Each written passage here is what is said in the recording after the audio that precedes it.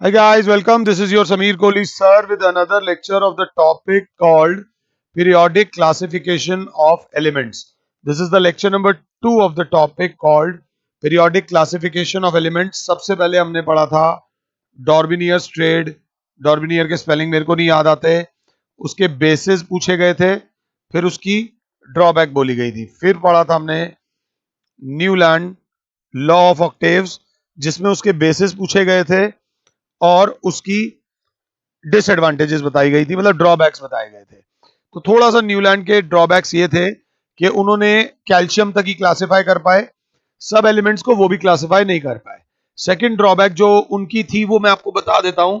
Second drawback जो उनकी थी कि वो ये बोल रहे थे कि और नए एलिमेंट्स डिस्कवर नहीं होंगे, जबकि और नए एलिमेंट्स डिस्कवर हुए थे. और तीसरी चीज जो उन्होंने गड़बड़ कर दी थी, उन्होंने एक ही जगह पे दो दो एलिमेंट्स को लगा दिया था प्रॉपर्टी के चक्कर में, जो कि गलत बात थी. एक पॉइंट और था, कई बार तो उन्होंने एलिमेंट्स ऐसे लगा दिए थे जिनकी प्रॉपर्टीज भी आपस में मिलती जुलती नहीं थी.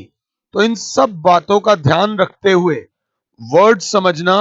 आए हमारे मेंडलीव. मेंडलीव आए. मेंडलीव साहब ने अपना एक पीरियोडिक टेबल दिया. मेंडलीव साहब ने अपना एक पीरियोडिक टेबल दिया. उस पीरियोडिक टेबल की वर्ड समझ लेना. व्हेन एलिमेंट्स, उन्होंने क्या बोला? When elements are arranged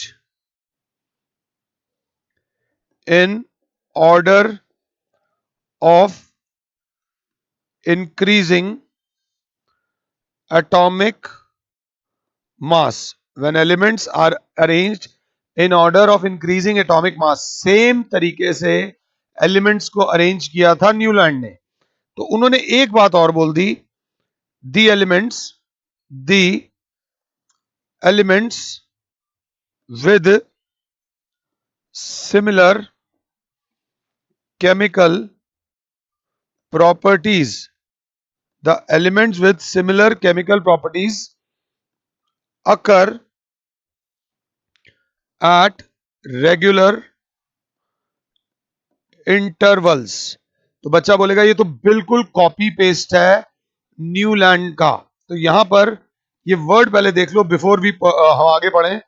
Mendeleev was guided by two factors. अब समझो तुम्हारी लाइफ में दो गुरु हो. तुम अपनी लाइफ में दो बंदों को अपना गुरु मानते हो कि यार इनकी बात मैं कभी भी टालूंगा नहीं. अब जिनको आपने दो बंदों को अपना गुरु माना है, उनमें से भी एक गुरु ऐसा होगा जिसकी बात आप ज्यादा मानोगे. पता चले दोनों गुरु अलग अलग बात बोल रहे हैं, तो एक गुरु ऐसा होगा जिस गुरु की बात आप दूसरे गुरु से ऊपर रखोगे. तो यहां पर Mendeleev was guided by two factors. पहला, increasing atomic mass, and second, keeping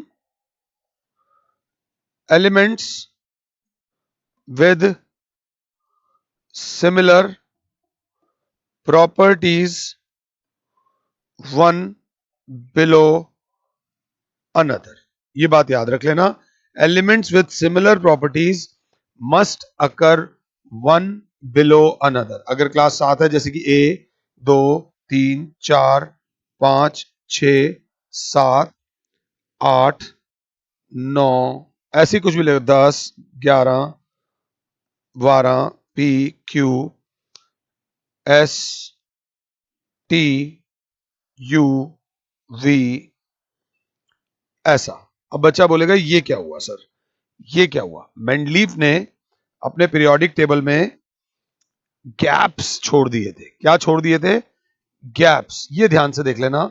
Mendeleev ने कहा इंक्रीजिंग एटॉमिक मास मेरे लिए इंपॉर्टेंट है, मगर मेरे लिए ज्यादा इंपॉर्टेंट क्या है कि elements with same properties must occur below one another. क्योंकि टी की प्रॉपर्टी, क्योंकि एग्जाम्पल दे रहा हूं, टी की प्रॉपर्टी एम से मिलती है, तो मैं टी को यहां नहीं लगाऊंगा. ये बात ध्यान से देख लेना. Mendeleev was guided by two factors. तो मेंडलीव ने यहां पर गैप छोड़ दिया. क्या छोड़ दिया? गैप. फिर किसी ने पूछा आपने यहां पर गैप क्यों छोड़ा? तो उन्होंने बोला this gap is for undiscovered element. जो एलिमेंट n से मिलता होगा जो अभी डिस्कवर नहीं हुआ है, तो हम इसका नाम लिख देते हैं अ का n. अ का n मतलब n से मिलता जुलता एलिमेंट जो कभी भी डिस्कवर होगा, हम उसको ऑटोमेटिकली इसके नीचे लगा देंगे. और मेंडलीव जी के जीवन काल में, जब मेंडलीव जी जिंदा थे, ऐसा एलिमेंट डिस्कवर हुआ भी. जी हां, हुआ. और यहां पर वो एलिमेंट आया भी. तो मेंडलीव का periodic table was much better than Newlands का पीरियोडिक टेबल. और Mendeleev ji classified all of then known elements. Mendeleev ji ने उस समय के सारे एलिमेंट्स को अपने पीरियोडिक टेबल में डाल दिया था. मगर मेंडलीव जी के लिए एक बात याद रख लेना, बड़ी बात ये होती थी और उससे छोटी बात ये होती थी. एलिमेंट्स को इंक्रीजिंग एटॉमिक मास में करूंगा, मगर सेम प्रॉपर्टी वालों को एक दूसरे के साथ रखूंगा. फिर जब हमने पीरियोडिक टेबल देखा, इसका मास 1 2 5 7 9 11 13 21 32 35 37 46 47 53 61, यहां पर आ गया 65, यहां पर आ गया 60, यहां आ गया 59. ये गड़बड़ हो गई, या चलो 69, और यहां आ गया 72. एक बच्चे ने बड़ी बारीकी से एक बात पूछी कि सर यहां पर देखो जरा, ये अगर इस वाले को देखो तो ज्यादा मास वाला यहां पर आपका ऑर्डर उल्टा आ रहा है.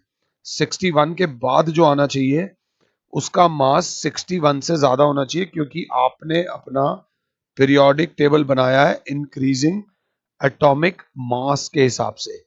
यहीं पर मेंडलीव जी के पीरियोडिक टेबल की ड्रॉबैक आ गई. क्या आ गई भाई साहब? ड्रॉबैक आ गई. ये उनके पीरियोडिक टेबल की एक गलती थी. तो बस इस चीज को थोड़ा सा ध्यान से देख लेना, दैट इन ऑर्डर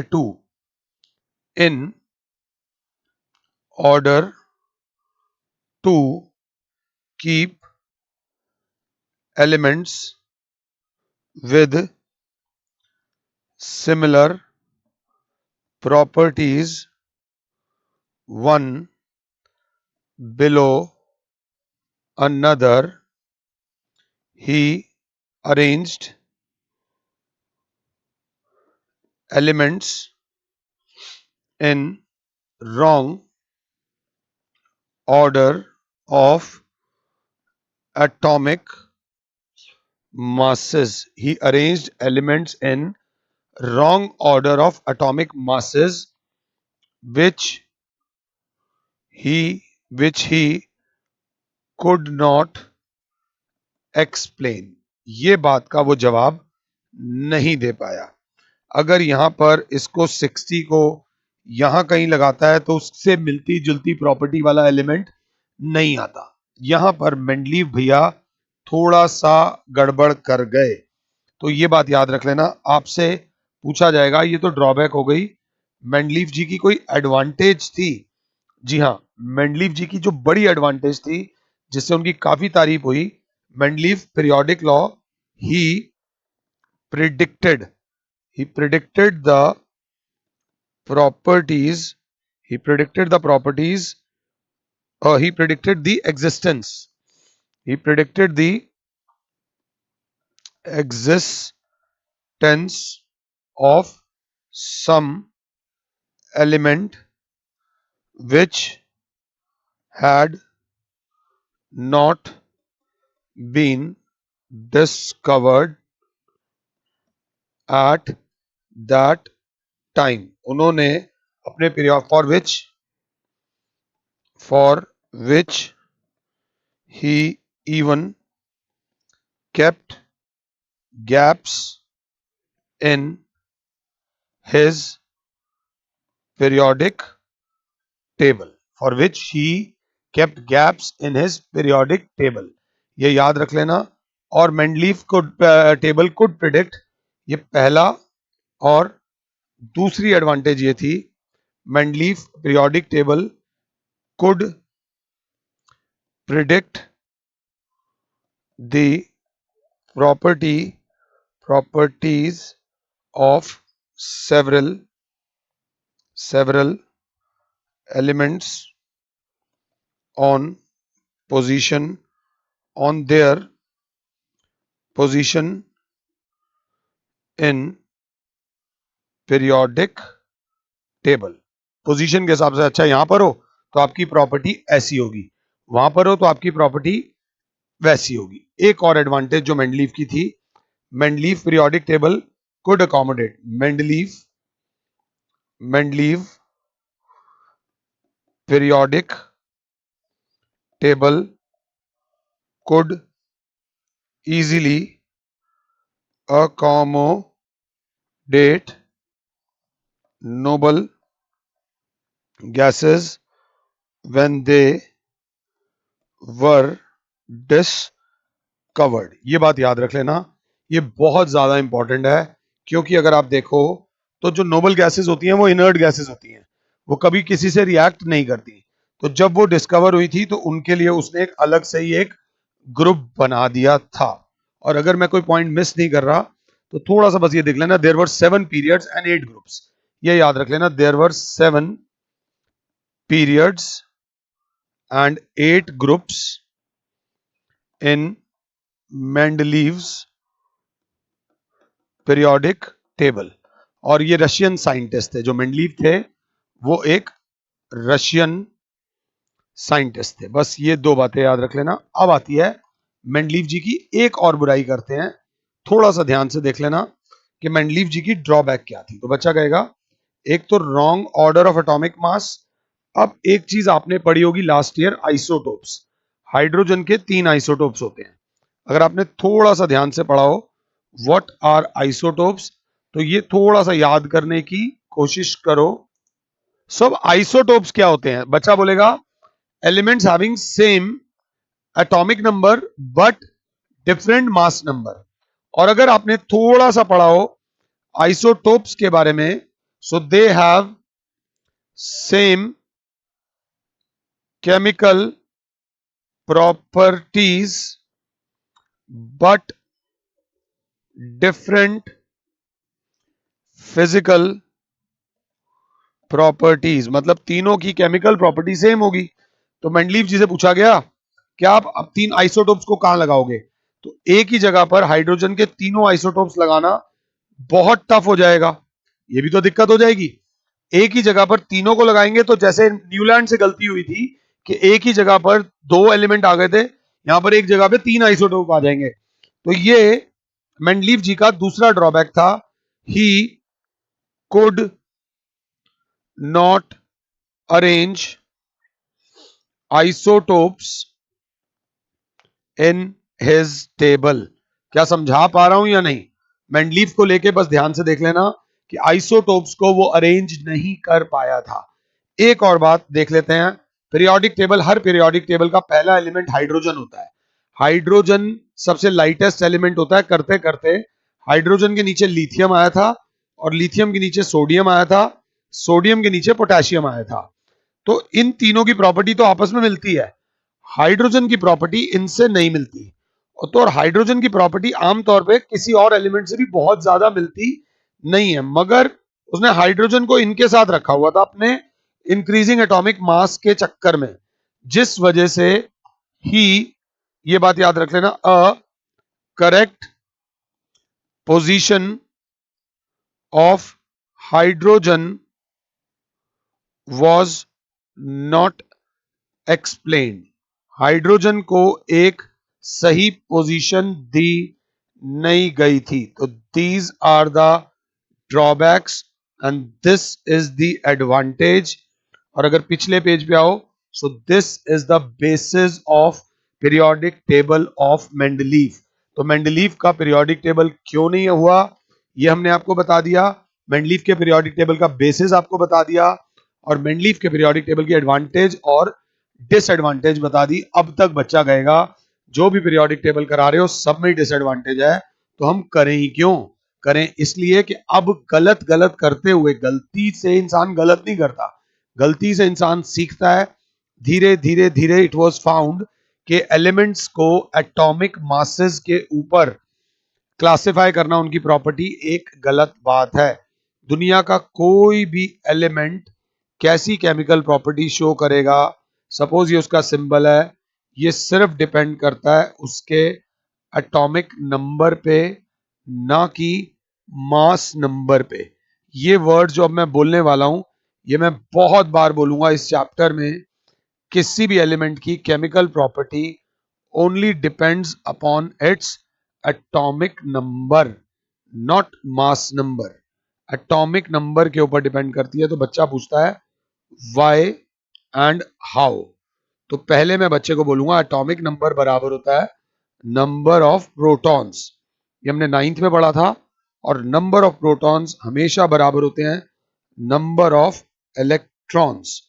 और अगर हमें नंबर ऑफ इलेक्ट्रॉन्स पता है तो हमें उस एलिमेंट की इलेक्ट्रॉनिक कॉन्फ़िगरेशन पता है और इलेक्ट्रॉनिक कॉन्फ़िगरेशन पता है, तो हमें उस एलिमेंट की केमिकल प्रॉपर्टीज पता है। हमें उस एलिमेंट की केमिकल प्रॉपर्टीज पता है। तो बच्चे ने कहा एक एग्जांपल दो।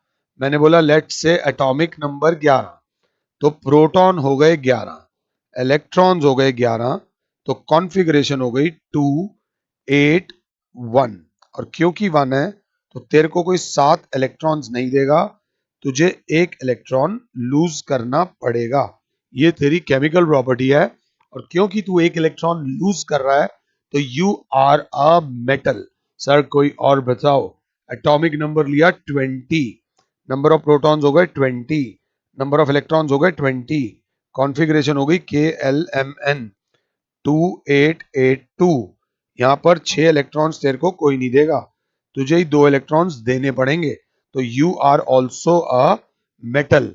और अब इन दोनों में भी बहस चलेगी, 2881 वाला ज्यादा रिएक्टिव है या 2882 वाला। तो ये अभी हम पढ़ेंगे, इसको हम पढ़ेंगे। बच्चे ने कहा एक और दो। मैंने कहा एटॉमिक नंबर दिया 18।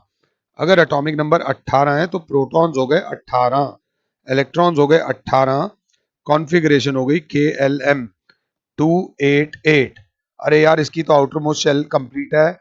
इट विल नेवर रिएक्ट, ये किसी भी एलिमेंट के साथ कभी भी रिएक्ट नहीं करेगा। तो सबसे बड़ी मिथ, मिथ मतलब गलत धारणा, ये थी कि एक एलिमेंट की केमिकल प्रॉपर्टीज उसके एटॉमिक नंबर पे, एटॉमिक मास पे डिपेंड करती है। नहीं, किसी भी एलिमेंट की केमिकल प्रॉपर्टी, ये वर्ड दिल से लिख लेना, chemical properties, chemical properties of an element, chemical properties of an element are periodic function of their atomic, ये याद रख लेना, numbers are periodic function of their atomic numbers। ये मैं पीछे भी बता चुका हूं। एटॉमिक नंबर बोलते ही 4 बंदों को नाम करना है। 4 बंदों को क्या नाम देना है? Atomic number, number of protons, number of electrons and electronic configuration. And it is the electronic configuration which tells us about the chemical property of any element। तो अभी अगला पढ़ने से पहले, थोड़ा सा आगे जाने से पहले, हमने कहा जैसे कि आइसोटोप्स हैं। अब आइसोटोप्स जो होते हैं उनका एटॉमिक नंबर सेम होता है, और क्योंकि एटॉमिक नंबर सेम होता है तो केमिकल प्रॉपर्टी भी सेम होंगी। और जब हमारा टेबल, अगले वाला जो टेबल है वो एटॉमिक नंबर के ऊपर बेस्ड है, तो यहां पर 1 का मतलब होगा कि ये वाला भी आ गया, ये वाला भी आ गया और ये वाला भी आ गया। हमारा जो पीरियोडिक टेबल अब जो हम डिस्कस करेंगे नेक्स्ट लेक्चर में, वो पीरियोडिक टेबल बेस्ड होगा एटॉमिक नंबर्स पे, ना कि एटॉमिक मासेस पे। मैं मोटा हूं या पतला हूं, उससे फायदा या नुकसान ज्यादा मेरा है, बट तुम्हें मेरी पढ़ाई चाहिए। What you want from me is my education. तो ये बात समझ लेना, it's not what how I look, I am not a model, I am not a movie star that I have to look good to be presentable to you. What matters is I should have enough knowledge to teach you. Teaching के लिए personality matter करती होगी। You we like the person, अगर कोई दिखने में अच्छा है तो हमें वो अच्छा लगता है ऑब्वियसली, बट दिखने में अच्छा हो मगर पढ़ाने में अच्छा ना हो तो क्या करोगे? पढ़ाने में अच्छा है, दिखने में हम मैनेज कर लेंगे। The same goes with elements. Elements की केमिकल प्रॉपर्टी उनके एटॉमिक मासेस पर डिपेंड नहीं करती, एटॉमिक नंबर्स पर डिपेंड करती है। बस ये बात ध्यान दे लेना। आई होप कि मैं आपको समझा पाया हूं। इस लेक्चर में मैंने आपको मेंडलीव्स पीरियोडिक टेबल कराया था, जो आप तक पहुंचा हो। फिलहाल के लिए और Sameer sir is saying you goodbye, God bless all, जय माता।